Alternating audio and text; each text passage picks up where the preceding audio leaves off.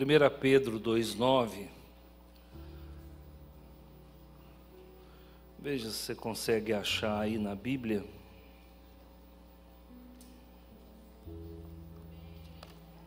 Primeira Pedro 2,9.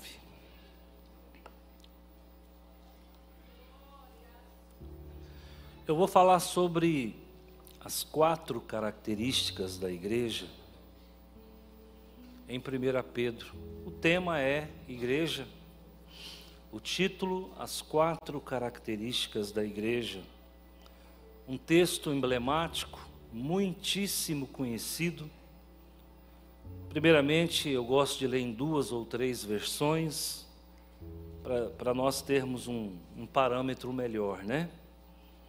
Então a palavra do Senhor fala assim, na primeira tradução, revista e corrigida: mas vós sois geração eleita, sacerdócio real, nação santa, povo adquirido, para que anuncieis as virtudes daquele que vos chamou das trevas para a sua maravilhosa luz. Uma tradução mais conhecida, mais moderna, embora não seja a tradução oficial da igreja: vós, porém, sois raça eleita, sacerdócio real, nação santa, povo de propriedade exclusiva de Deus, a fim de proclamardes as virtudes daquele que vos chamou das trevas para a sua maravilhosa luz. E uma tradução bem moderna: mas vocês são a raça escolhida, os sacerdotes do rei, a nação completamente dedicada a Deus, o povo que pertence a Ele.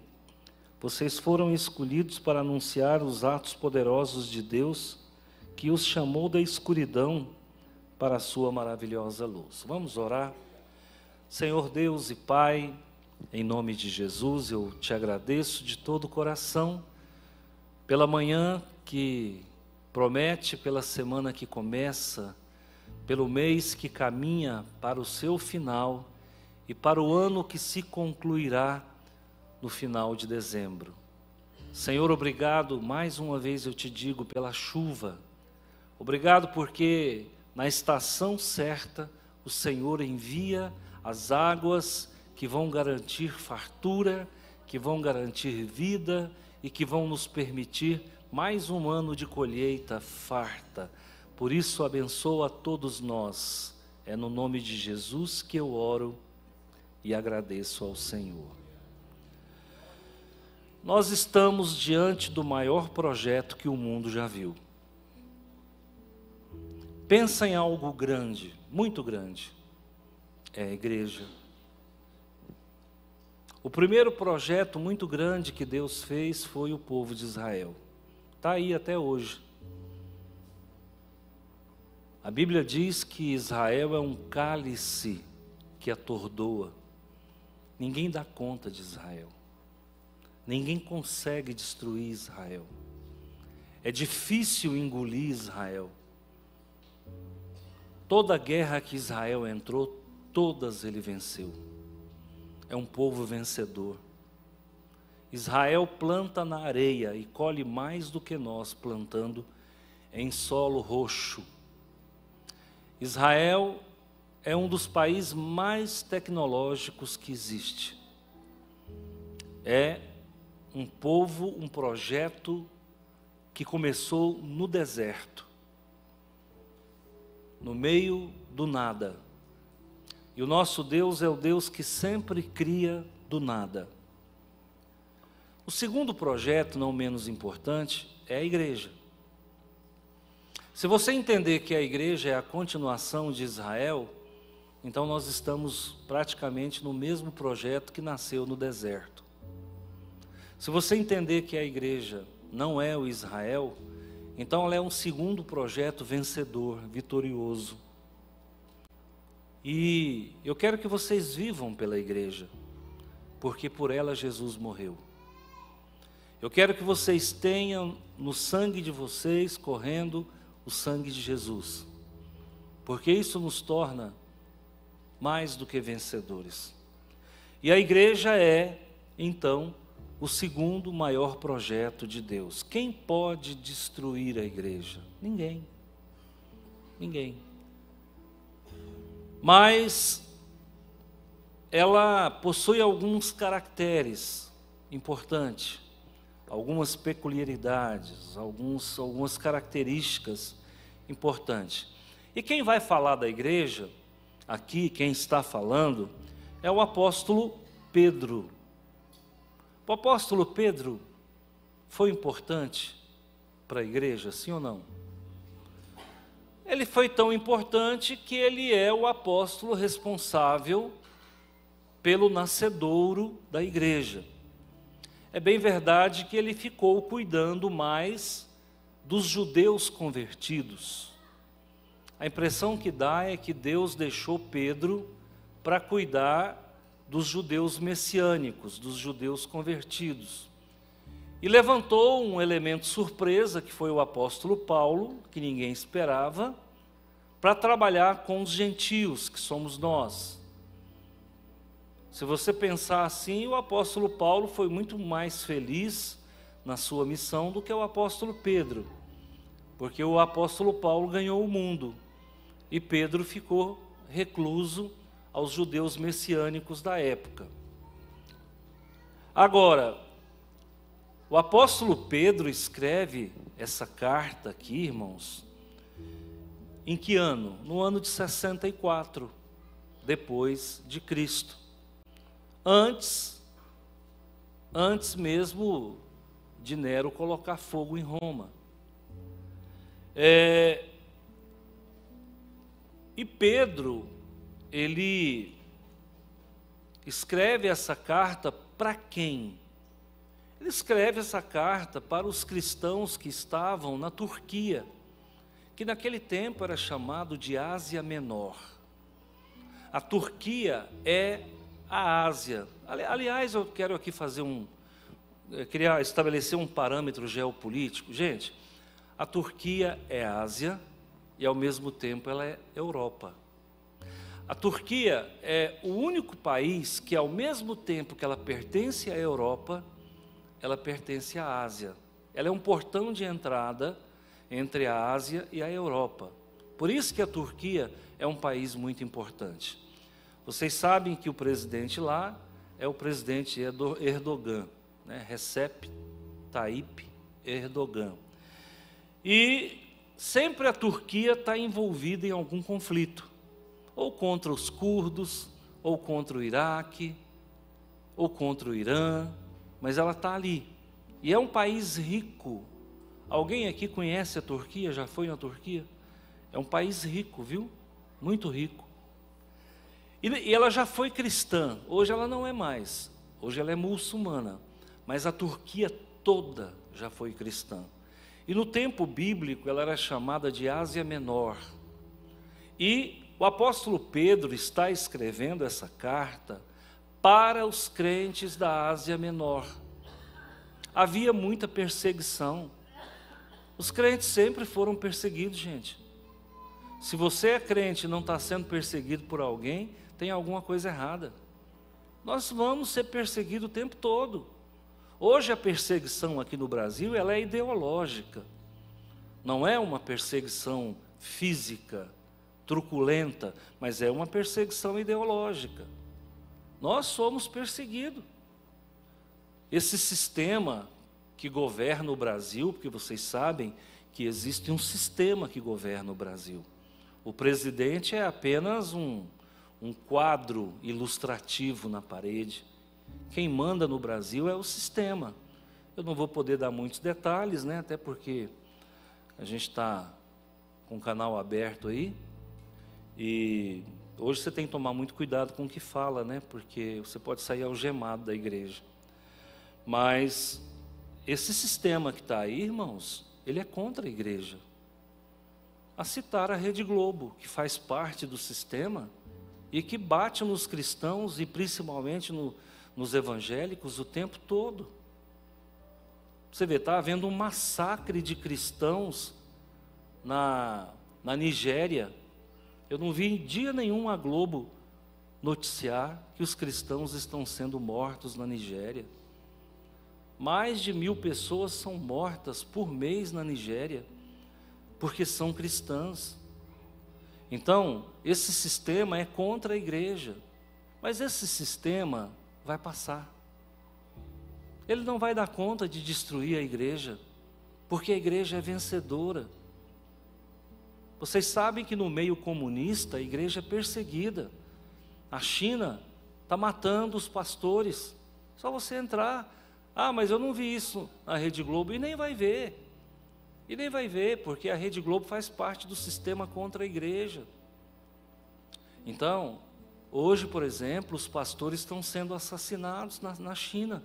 Os cristãos estão sendo assassinados, mas sempre foram. Por quê? Porque lá é um regime comunista, e o comunista é contra a igreja. De vez em quando eu encontro uns crentes comunistas. Eu falo, ou ele não sabe o que é a igreja, ou ele não sabe o que é comunismo. Porque são duas coisas totalmente distintas. Para o comunismo, o Deus é o governo. Então, o Deus é o governo. E para nós, o nosso governo é Cristo. Então, não tem como ser comunista e ser cristão. Ou você não sabe o que é comunismo, ou você não sabe o que é igreja. O comunismo é contra a família. O comunismo é contra os valores judaicos cristãos. Então, não tem como. E o nosso país está caminhando para esse viés comunista. Daqui a pouco, quando você morrer, se as coisas continuarem do jeito que vão, a casa que você deixou fica para o Estado, não fica para os seus filhos. Porque no comunismo é um Estado forte. Então, grava isso. Naquele tempo também os cristãos estavam sendo perseguidos, como hoje. E o apóstolo Pedro não fica calado. Ele escreve uma carta justamente para levantar a moral do povo. O povo está sofrendo, é igual o que eu estou fazendo aqui. Eu não estou escrevendo uma carta, mas eu estou levantando a sua moral. E aí faço minha as palavras do apóstolo. E olhe os adjetivos que ele colocou para você. Aqui o apóstolo Pedro está adjetivando a igreja. Características são adjetivos. E o primeiro adjetivo que nós vamos encontrar aqui para a igreja é: vós sois geração eleita. Você é uma geração, e essa geração já tem 2000 anos. Você percebe que geração, ela tem valores distintos? Às vezes a gente fala em geração, fala 40 anos. Uma geração no conceito sociológico, né?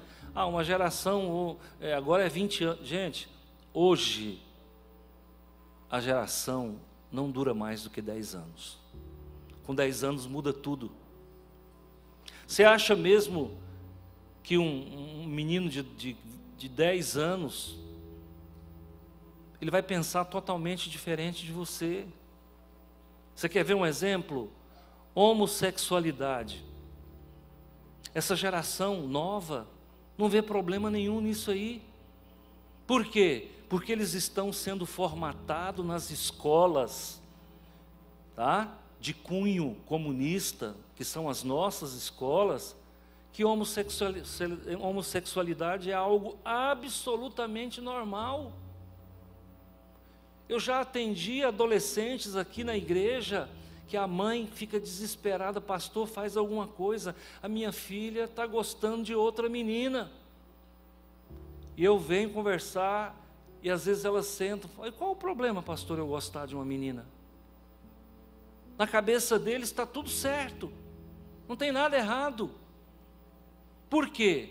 Porque é uma geração que não é a nossa. Aí eu tenho que falar: peraí, mas você gostar de uma menina, você não vê problema algum, baseado em quê? Porque você tem que estar baseado em alguma coisa para achar normal. Eu estou baseado na palavra de Deus. Aí uma dessas que veio conversar comigo, falou assim, mas a Bíblia foi escrita por homens. Eu falei, você também está sendo escrita por homens? Ou você acha que o que você está achando normal é da sua cabeça? Você está copiando isso de alguma coisa que você leu. Você também é produto de homens. A diferença é que os homens que te produziram, ideologicamente, não são inspirados por Deus. E os homens que produziram isso aqui, são inspirados por Deus. Você tem que ter argumento para conversar, porque senão você vai ser atropelado. Esse pessoal aí que defende essa agenda LGBT, mais YZH, porque vai acrescentando letra, cada dia aparece uma modalidade de sexualidade diferente, cada dia. Então, eles produzem uma cartilha e põem os jovens para decorá-la. Um dia, conversando com outro jovem, que também tem fraquezas nessa área de homossexualidade, ele falou, aí nós conversando, ele veio com uma argumentação muito bem elaborada, muito bem construída. Eu falei, isso não é seu. Você decorou isso aí. Ele falou para mim, não, mas o que o senhor fala da Bíblia também é decorado. Percebe? Como eles têm argumento para tudo. E eu disse para ele, eu falei, você tem convicção do que você está vivendo? Ele disse, tenho. Você tem certeza que é isso que você quer ser? Ele falou, tenho. Eu falei, então eu te faço um desafio, eu quero andar com você 90 dias. Eu e você. Nós vamos para o shopping junto, eu vou parar tudo para te atender. Nós vamos almoçar junto, eu vou te visitar 3 vezes por semana, e você vai andar comigo. Eu vou orar no monte, você vai comigo, eu vou no shopping com você. Eu quero andar com você. Se você tem tanta certeza que é isso que você quer, eu vou te colocar à prova. Você topa? Ele disse, não. Não tem certeza. Porque, meu amigo, andando comigo, ou eu viro ele, ou ele vira eu. É muito simples. Pau que dá em Chico, dá em Francisco, irmão. Pode ser que, de repente, eu vou aderir, né? Fala, não, o negócio é por ali que eu vou. Mas pode ser que não. Fica feio. Mas hoje o feio ficou bonito. Hoje tudo que é feio está bonito. Fumar é bonito. Ficou feio. Homossexualidade era feia. Ficou bonita. Hoje é moda. Eu tenho relato de escolas aí que quando um jovem ele sai do armário, porque é assim que eles falam, né? Fulano saiu do armário, eles comemoram, compram bolo, refrigerante, comemora. Ai, que maravilha, o fulano saiu do armário. Irmão, eu quero morrer dentro do armário. Eu quero morrer armariado, quero feder naftalina, eu quero ficar dentro do armário. Totalmente. Totalmente. Aqui não, filho. Tem que falar um português assim para as pessoas entenderem. Eu sei conversar no nível que você quiser conversar comigo, eu converso com você. Então, esses crentes estavam sendo perseguidos. E aí, o que o apóstolo Pedro fala? Gente, você é uma geração eleita. Igreja, vocês estão eleitos. E aí, se você vai para teologia, existe uma nomenclatura dentro da teologia chamada supralapsarianismo, que diz o seguinte: você é eleito por Deus antes da fundação do mundo. Antes que Deus dissesse, haja luz, você já estava eleito. Antes que Adão tivesse sido colocado no Éden, você já estava eleito. Por quê? Porque Deus já sabia que a humanidade ia cair. Isso é chamado na teologia calvinista de supralapsarianismo. Pastor, mas a doutrina da eleição é bíblica? Totalmente bíblica. Pastor, mas o senhor não é meio arminiano? Realmente, eu sou meio arminiano, mas a eleição não tem como contestar, é bíblica. Está aqui a prova. Vocês são geração eleita. Eleita para quê? Para viver na predestinação dos eleitos. Você foi eleito para frequentar uma igreja. Você foi eleito para viver uma vida santa, piedosa. Você foi eleita para ter contato com Jesus, entregar a sua vida para Ele. Você foi eleito para boas obras. Já está determinado, não tem como você fugir disso. Você tem o DNA de Cristo, você é um escolhido de Deus. Então, o que é uma geração, voltando no raciocínio primordial? O que é uma geração? Essa geração já tem 2000 anos. A geração aos olhos de Deus, que é a igreja, já tem 2000 anos. No mínimo 2000 anos. Mas você foi eleito para quê? Para que Cristo more com você na terra e você more com Cristo no céu. Você foi eleito e o seu nome está no livro da vida.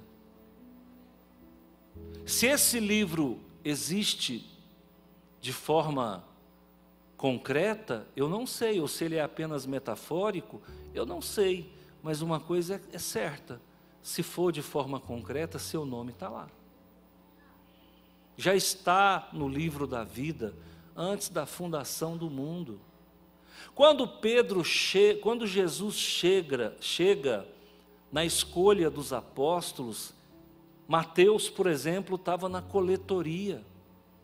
Deus chega para Mateus e fala: segue-me. Para pensar. Mateus era funcionário da alfândega, da secretaria da fazenda romana, a serviço de Roma dentro de Israel. Ele abandona a profissão dele e vai embora andar com Jesus. Que poder é esse? Já imaginou Jesus chegar aqui para o irmão Hélio, que é um comerciante, ele está lá no comércio dele. Jesus chega para ele e fala: Hélio, segue-me.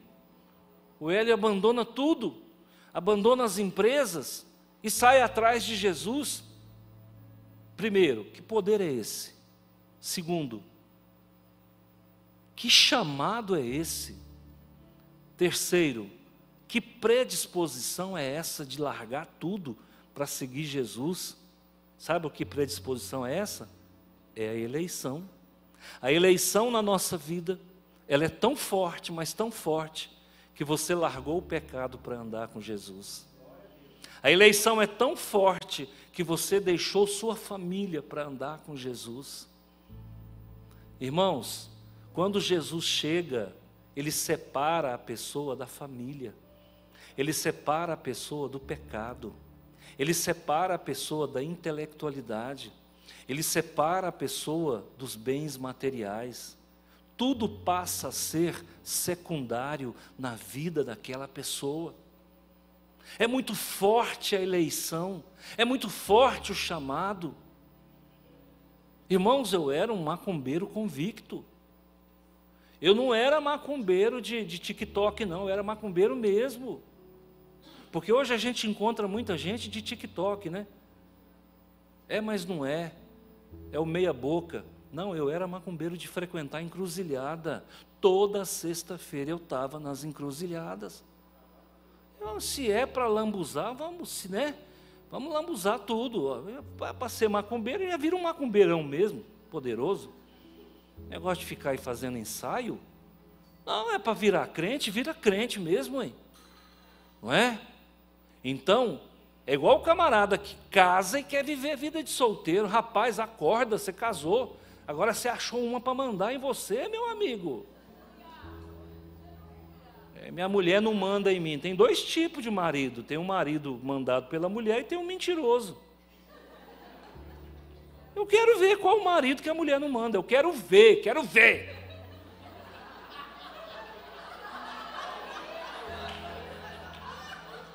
Não manda, não? Oh, Ó, que eu vou falar que manda, eu provo. Fica quietinho aí que você sabe que manda. É, meu amigo, manda mesmo. Elas mandam. Ontem eu cheguei em Goiânia. Não posso dar nome aqui, né? Porque essas pregações aí vai rodar o Brasil, mas eu estava com uma pessoa importante da convenção. Oh, meu Deus. Pessoa importante.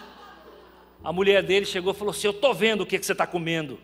Lá na reunião de pastores. Eu estou vendo o que você está comendo. Ele falou: olha aí, pastor. Eu falei: mas está vendo mesmo. Quando elas vê, meu amigo, elas falam. Ela falou assim: ele é um teimoso. Aí ele pegou, olhou e falou assim: e aí, pastor? Eu falei: não, minha mulher também fala que eu sou um teimoso. Aí ela pegou e falou assim: se ela fala é porque você também é. E saiu. Eu falei: Jesus do céu, o sistema é bruto em todo lugar que você vai. Ninguém escapa. Às vezes eu estou comendo, irmão, com um prato. Mas você está comendo. Eu falei: preta, eu não olho no prato de ninguém. Vocês comem, descomem aí, o dia inteirinho vocês comem. Eu nunca dei palpite no que você come, deixa de comer. Eu ponho uma colher de arroz a mais, eu já estou condenado. O tribunal do Santo Ofício está dentro da minha casa. Então, queridos, realmente, nós estamos predestinados, nós estamos eleitos para ser mandados pela mulher. Elas controlam tudo. É o STF, controla tudo. Outra adjetivação que Pedro dá para a igreja: nós somos sacerdócio real. Talvez a gente lê e não entende, e eu estou aqui para ruminar, estou aqui para mastigar. Sabe o que a Bíblia está dizendo? Nós somos um reino de sacerdotes. Sabe o que outras traduções dizem? Você é sacerdote do rei. Você está entendendo isso aqui, irmão? Primeiro, você tem sangue real na sua veia. Segundo, você é um sacerdote. Você é um sacerdote. E a sua mulher é o quê? É o sumo sacerdote. Acha bom, né? Acha bom quando acha um que fala. Fala, Deus. É verdade. Meu amigo, você é um sacerdote. E onde é a tua paróquia? A tua paróquia é na tua casa. A tua paróquia é na tua casa. Olha, aqui na tradução nova, tradução da linguagem de hoje, diz assim: vocês são raça escolhida, os sacerdotes do rei, o reino de sacerdote, ou sacerdócio real. E qual que é o papel do sacerdote? Ser o provedor espiritual. Normalmente é o homem, mas a mulher até isso, ela usurpou. Até isso ela tomou o lugar do homem. Tomou. Foi tomado. Sem querer. Olha, irmão, as mulheres são mais espirituais do que os homens. São, irmão. Esses dias eu falei assim, a mulher toma conta do espiritual e o marido fica no sofá deitado, enfiando o dedo no nariz. Terminou o culto, a irmã me chamou: pastor, o senhor contou o que acontece na minha casa. Aí ele falou assim: não fala não, bem. Ela falou assim: vou falar, pastor. Ele fica do jeitinho que o senhor falou, deitado no sofá, sem camisa, com a barriga para cima, enfiando o dedo no nariz, alheio a tudo que está acontecendo dentro daquela casa. Então, nós somos sacerdotes, nós temos que cuidar da nossa família. O sacerdote cuida da família. E a primeira paróquia que você tem que usar dos seus conhecimentos é a sua casa. A minha casa é a minha paróquia. É ali que eu tenho que ser sal e luz, é ali que eu tenho que ser o diferencial, o divisor de águas. Do nosso interior vão fluir rios de água viva, a começar dentro da nossa casa. Nós temos que falar de Deus dentro de casa, viver Jesus dentro de casa. Isso é sacerdócio real. O apóstolo Pedro não está errado, não. Ele está certo. E olha outro adjetivo: nação santa. A expressão grega para isso aqui é etnos hagios. O que é etnos? É nação, etnia. Você é uma etnia diferente das demais. Você pega um povo espírita, eles são diferentes de nós. Você pega um povo católico, eles são diferentes de nós. Nós somos uma nação santa. O crente, ele é igual a outro crente em qualquer lugar do mundo. Ele tem uma coreografia própria, ele tem um vocabulário próprio, ele tem um comportamento próprio. Você está num lugar e vê um católico, está no outro lugar e vê outro católico, você não vê a diferença. Mas se for o crente, você fala que ele é crente. Nós fomos no congresso em São Paulo, agora em Águas de Lindóia, semana passada estávamos lá. Irmãos, não falei para ninguém que era pastor, estava 2.000 e tantas pessoas nesse congresso. Eu chegava num guichê, num stand de uma editora, pois não, pastor. Eu falava, ué, como é que ele sabe que eu sou pastor? Aí eu chegava no outro stand, pois não, pastor. Eu pensei, é a barriga? Aí eu fiquei pensando quem era o X9. Eu falei, tem alguém me denunciando aqui. Aí chegava no outro stand, pois não, pastor. Eu fui fazer o crachá, a moça falou, qual o nome, pastor? Eu falei, gente, eu estou denunciado. Nós, em qualquer lugarmos que nós, povo de Deus, chegarmos, nós somos cartas vivas. A pessoa bate o olho em você. Eu dei uma errada esses dias. Eu dei uma errada feia. Eu não costumo errar não, mas eu errei. Eu estava numa padaria, agora não fala padaria, como é que fala? Panificadora, empório. Eu estava numa padaria conhecida aqui em Rio Verde, e vi um cidadão, fiquei olhando para ele assim, olhando, falei, rapaz, esse cara é crente. Eu cheguei para ele e falei assim, desculpa, o senhor é crente de qual igreja? Sou presidente do Vale do Amanhecer. Falei, nossa. Falei, saravá, então, eu não... Errei feio. Salve sua banda, né? Falei, moço, eu dei uma errada feia aqui agora. Mas o cara é sacerdote. Percebe? Ele é sacerdote lá. Ele falou, sou o presidente do Vale do Amanhecer. Ele é sacerdote. Eu não consegui entender, eu não consegui identifiquei errado como crente, mas eu acertei, ele é um sacerdote. O sacerdote, irmão, independente da religião que ele está, ele é conhecido. Então, o que a Bíblia está dizendo? Você é uma nação santa. Se é santo, é o quê? Se é santo, é sem pecado? Separado. Você está separado, irmão. Você está separado por Deus. Eleito por Deus. E o último adjetivo que o apóstolo, então, elenca aqui é povo adquirido. O que é um povo adquirido?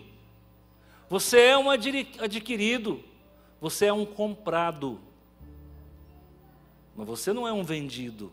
Comprado é diferente de vendido. Você fala assim, você é um vendido, então ele é um desonesto, porque ele se vende. Não, a Bíblia não nos chama de vendido, a Bíblia nos chama de comprado. Aí você vai para uma tradução, às vezes mais elaborada, ela fala, você é propriedade exclusiva.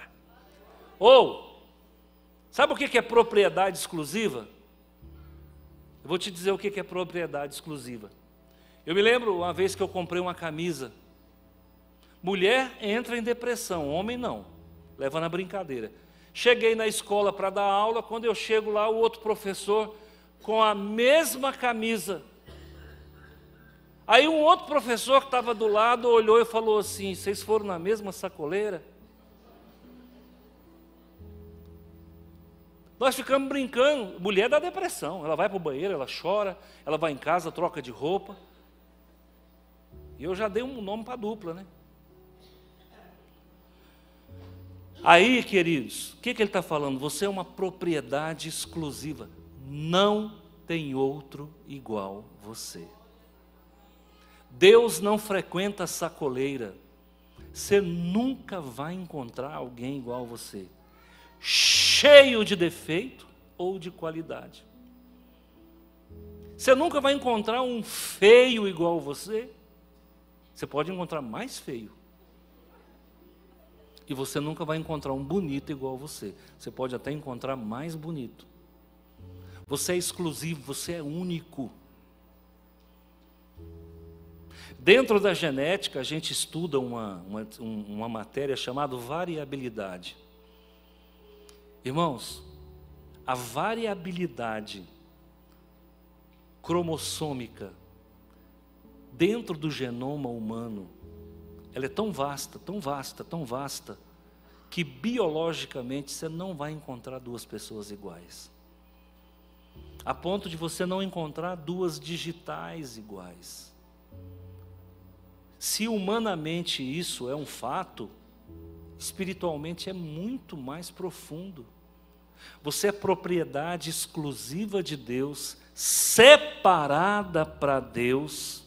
Você é uma geração eleita, você é um sacerdote real.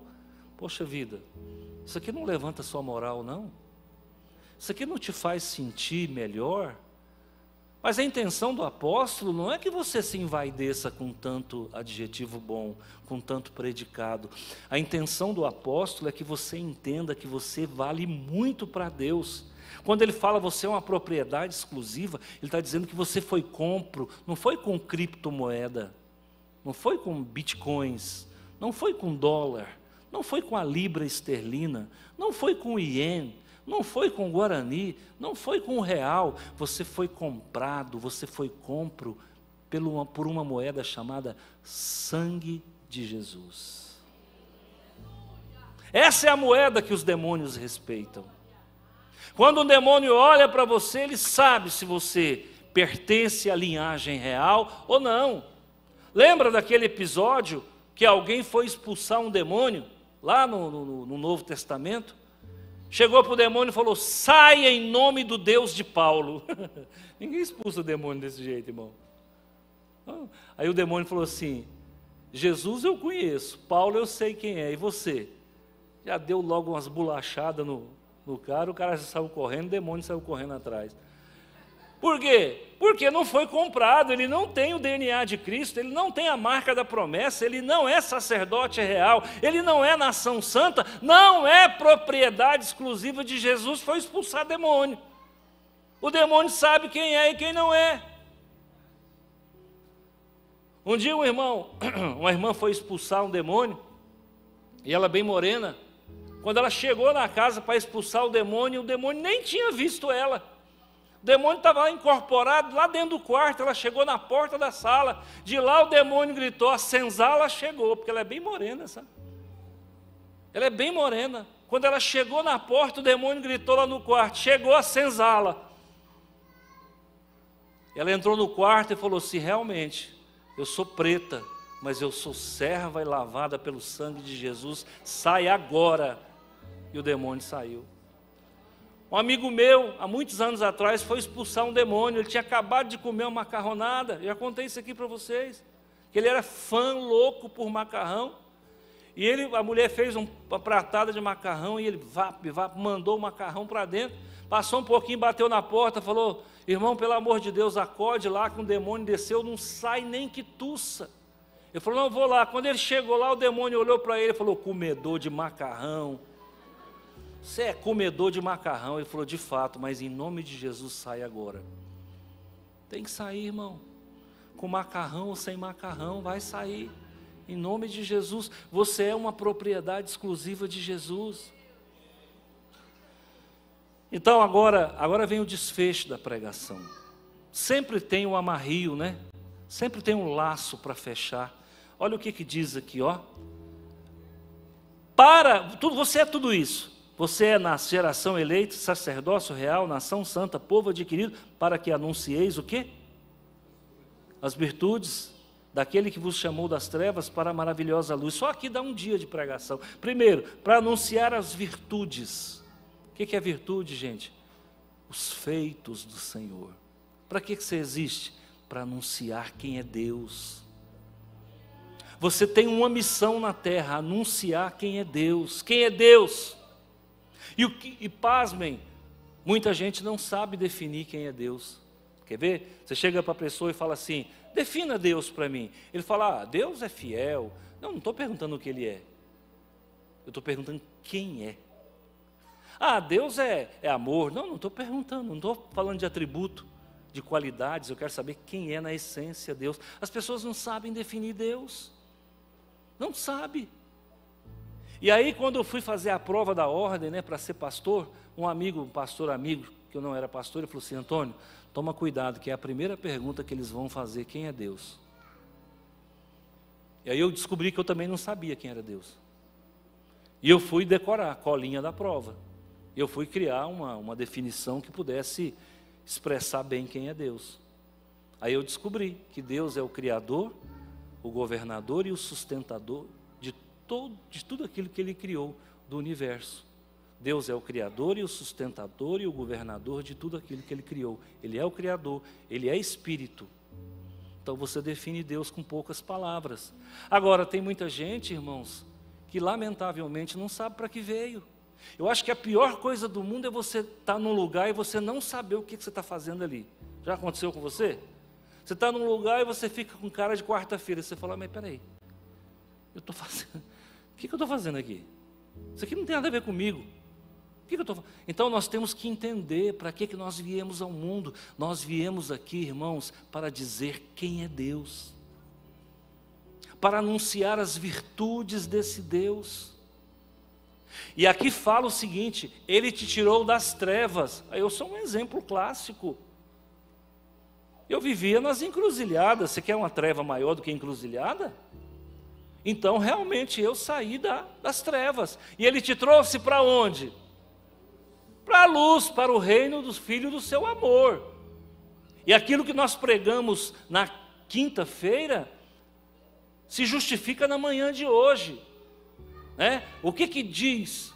Coloca lá 1 João capítulo 1, versículo 5, que é o que nós pregamos na quinta-feira, por favor. 1 João capítulo 1, versículo 5, esta é a mensagem que dele ouvimos e vos anunciamos. Deus é luz. Quem é Deus? É luz. Pronto, você está definindo Deus. Quem é Deus? Deus é luz. E nele não há trevas.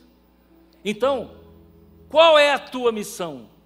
Anunciar as virtudes. E o que Ele fez? Tirou você da treva e te colocou na luz. E aí nós mostramos para vocês na quinta-feira que essa luz aí não é a luz do sol, não é a luz da quinta grandeza, mas essa luz é a luz primordial.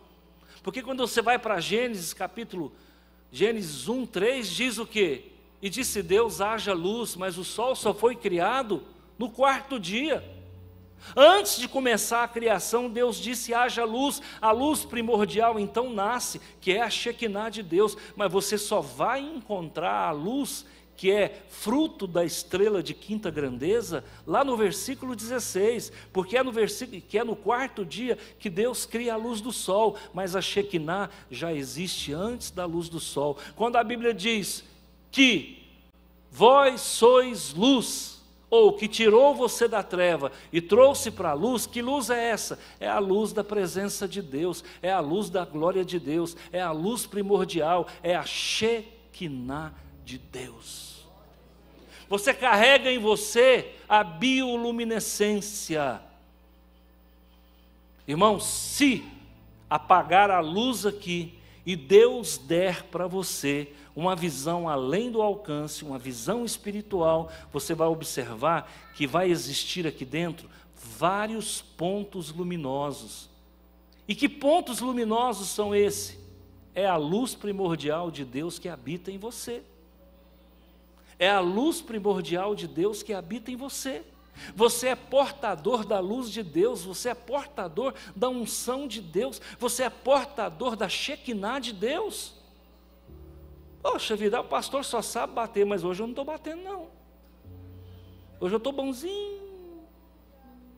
Hoje eu estou falando para você, para te animar. Você que está meio desanimado aí, meio desmotivado, meio jururu. Levanta a cabeça, faz igual José. José, quando colocaram ele lá na cisterna, ele não ficou olhando, caçando carrapato na parede, não. Ele olhou para cima e viu as estrelas do céu. É hora de olhar para as estrelas, porque você também brilha. Você é uma estrela de Deus na terra. Portador da unção do eterno. Portador da unção do Deus vivo. Então podemos fechar a pregação, sim ou não? Podemos fechar? Vamos lá, primeira característica sua enquanto igreja. Mas está muito fraco. Está numa anemia muito grande. Vamos lá, primeira característica que Pedro coloca aqui no texto. Geração eleita. Segunda característica, sacerdote do rei. Terceira característica, nação separada. Quarta característica, povo de propriedade exclusiva de Deus, povo adquirido, povo comprado. Isso levanta a tua moral? Sim ou não? Se o demônio descer ali agora, você corre ou você parte para cima dele? Pasmem. Nós estávamos uma vez, para fechar, nós estávamos na outra rua começando, e tinha uma senhora, uma irmã que veio, e ela veio da macumba, e chegou na igreja, se converteu e tal, só que ela ainda ficou tendo alguns ataques, né?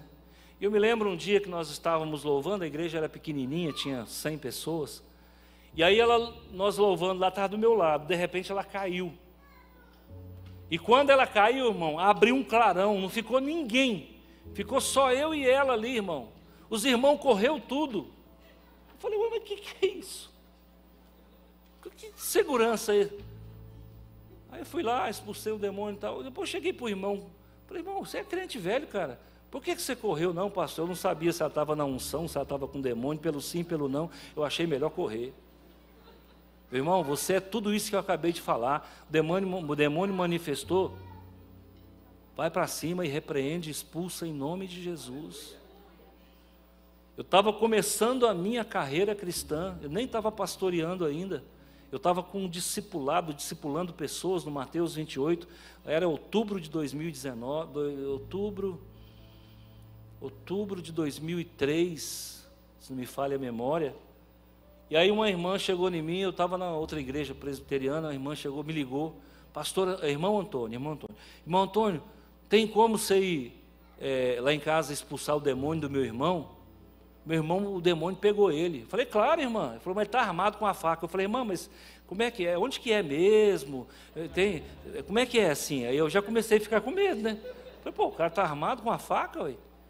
Demônio que usa faca, só se for demônio de cangaceiro, né? Eu falei, eu vou ter que ir lá ver que demônio que é esse. Aí fui para lá, irmão, cheguei lá, o homem estava armado. Cheguei na sala, ele estava de joelho, armado, com a faca, e eu já fiquei da porta. Eu falei, eu fico aqui na porta, que se der qualquer BO, eu já saio por aqui mesmo, né? E eu falei, em nome de Jesus, joga a faca no chão. Falei, se ele jogar, eu entro. Se ele não jogar, eu permaneço aqui na vigília, né? Aí no que eu falei assim, ele jogou a faca no chão. Olha a autoridade que há no nome de Jesus, numa pessoa que é propriedade do Senhor. Tá bom? Eu estou falando isso aqui porque provavelmente você vai ser chamado essa semana para expulsar um demônio. Porque Deus não traz uma palavra dessa à toa, não. Tá bom? Aí não é para chamar o SAMU, nem o corpo de bombeiro, não. É você que vai lá. Tá? Para fechar mais uma vez, um pastor nosso que pastoreava Santa Helena, chegou um rapaz e falou, pastor, ele era pastor jovem, né? Falou assim, pastor, o senhor tem que ir lá ali comigo numa casa ali, que tem um demônio ali, que ele está falando uma língua muito estranha. Ele é um demônio diferenciado. Aí ele falou, não, mas falando língua estranha? Ele falou, é. Aí ele foi, quando ele chegou lá, falou assim, em nome de Jesus, quem é? Ele falou, Joy Soy Paraguai. Joy Soy Paraguai, demônio Paraguai. Fazendo bagunça com a coisa, com o reino de Deus. Não existe isso, né, irmão?